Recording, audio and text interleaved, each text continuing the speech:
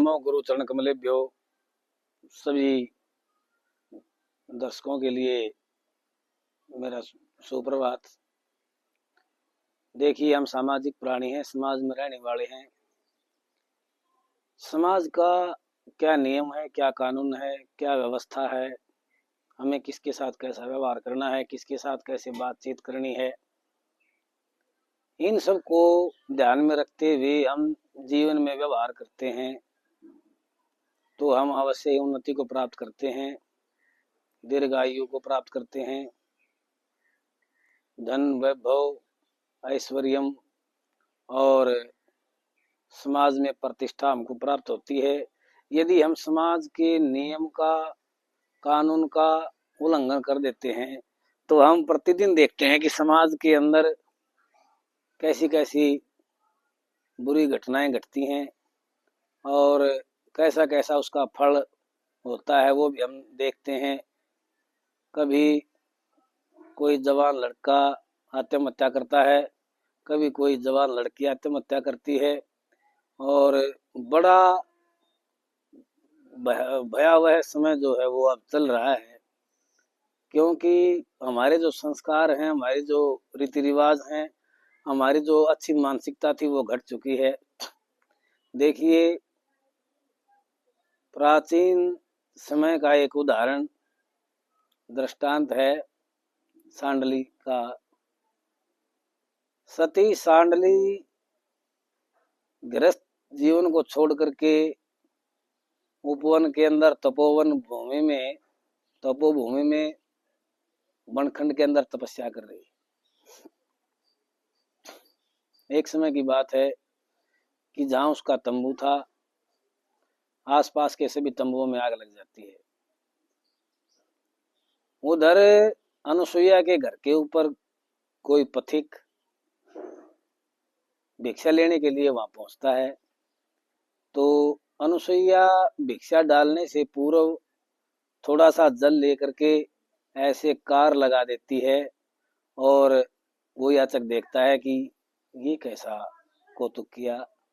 कहने लगे कि हे माता, भिक्षा मुझे बाद में देना, आप मुझे ये बताएं कि आपने जो ये ऐसे ऐसे जल का घेरा बनाया है उसका क्या कारण है।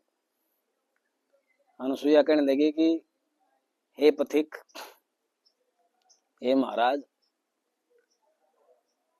तपोवन के अंदर मेरी बहन सांडली तपस्या कर रही है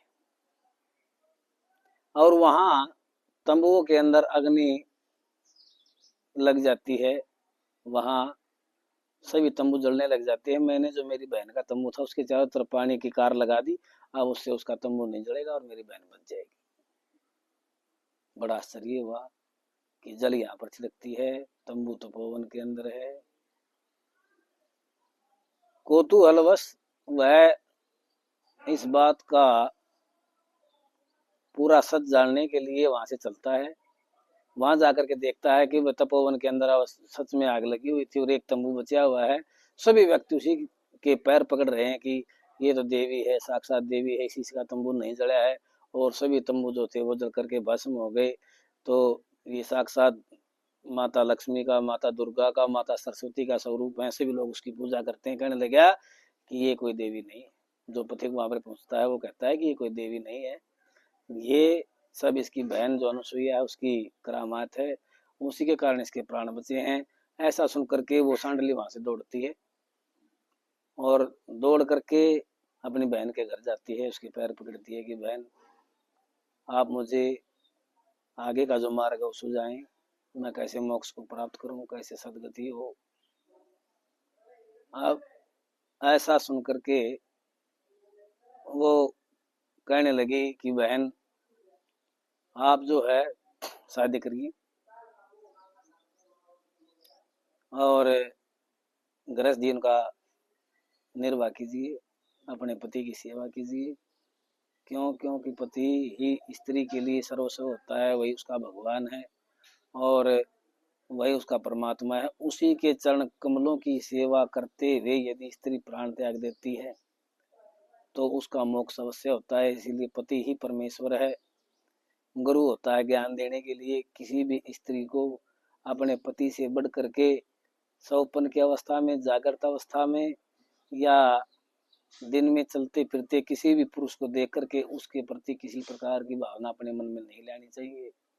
ये सती स्त्री का जो तेज होता है, तप होता है, उसके आगे देवता भी झुक जाते हैं। ऐसा सुनकर के कहने लगे कि अब मुझसे शादी कौन करेगा। कहने लगे नगरी के 4 द्वार हैं, आप चारों द्वारों से किसी एक द्वार पर जाइए, फूल माला लेकर के जाइए। जो भी पहले सुबह ब्रह्म मुहूर्त में वहां से प्रवेश करता है तो आप उसे वो माला पहना दीजिए और उसे पति स्वरूप में स्वीकार कीजिए, उसकी सेवा कीजिए। सती सांडली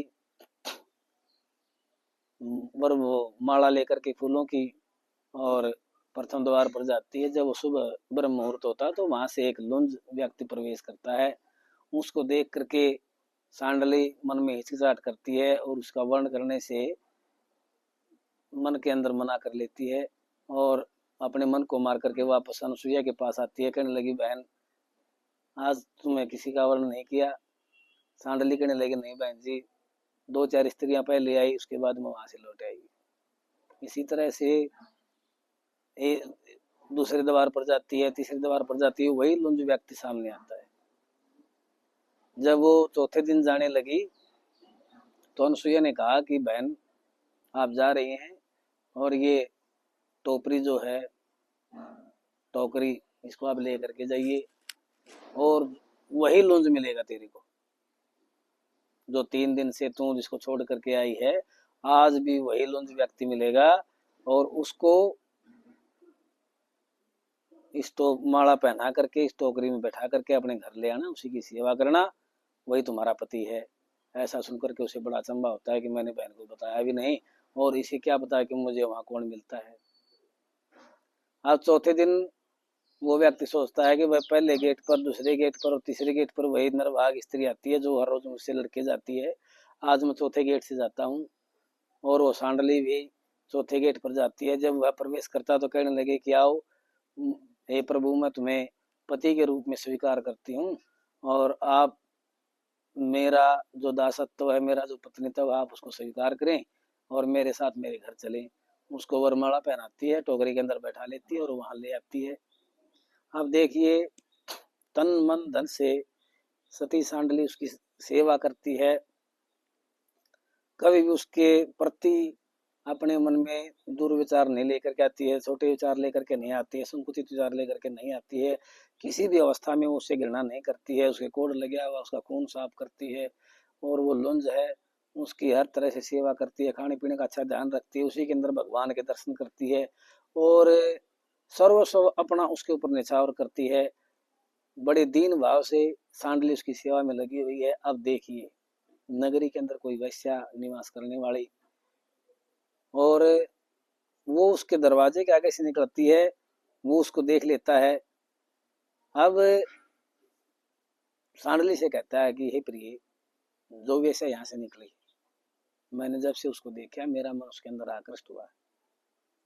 मेरे अंदर काम आग इतनी प्रज्वलित है कि मैं उसके पास जाए बगैर, उसे मिले बगैर नहीं रह सकता।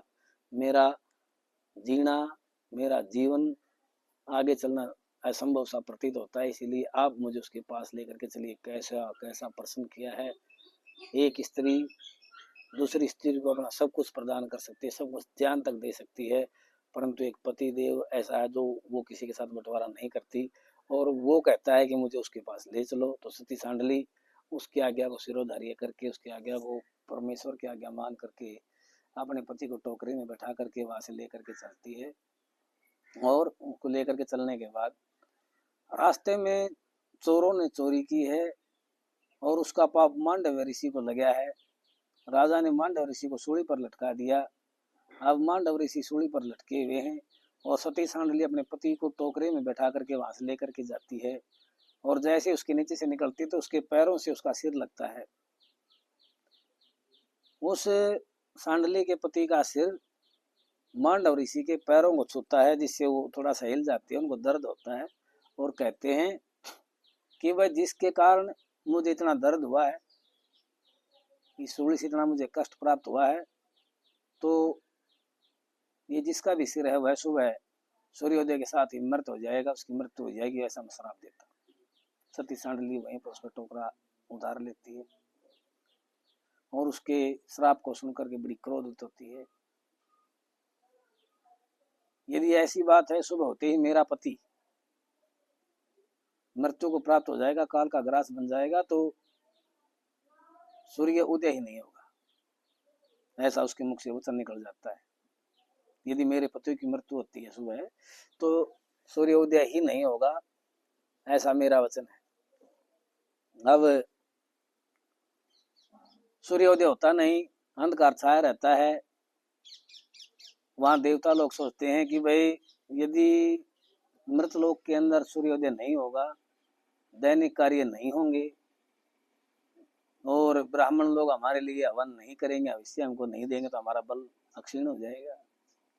और यदि हमारा बल भी अक्षीण हो जाएगा तो हम उन इंसानों का कुछ भी भला नहीं कर पाएंगे, हम भी इंसान तुल्य हो जाएंगे। ऐसा सब विचार करते हैं कि अब इस समस्या का निवारण कैसे हो। तो वो सभी मिलकर के अनुसुईया के पास जाते हैं कि माता, आप इस समस्या का समाधान कीजिए। तो अनुसुईया पुनः सांडली के पास जाती है, उसका जाकर के मनोबल बढ़ाती है, उसके पति सेवा के लिए उसे और उत्तेजित करती है, उसकी उत्सुकता को बढ़ाती है और पति सेवा से कैसे हम मोक्ष को प्राप्त करते हैं, ऐसा वो उनको बार बार चेता रही है। कहने लगी कि हे माता, सांडली जी कहती हैं कि माता, आपने जो मुझे उपदेश दिया है, आपका सिरोधारी है, मैं आपका मान सम्मान करती हूँ, कहिए कि मैं और मेरे पति जी आपकी क्या सेवा कर सकते हैं।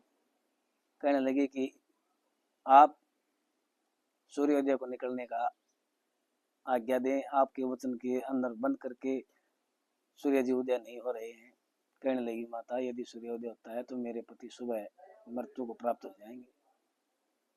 ऐसा सुनकर के अनुसुईया कहती है कि हे पुत्री, जैसे ही सूर्योदय होगा तुम्हारे पति एक बार मूर्छा को प्राप्त करेंगे और तुरंत जीवित हो जाएंगे, उनका जो शरीर लुंज है ये हष्ट पुष्ट हो जाएगा, इसमें कोई संशय नहीं, मैं ऐसा वरदान देती हूँ।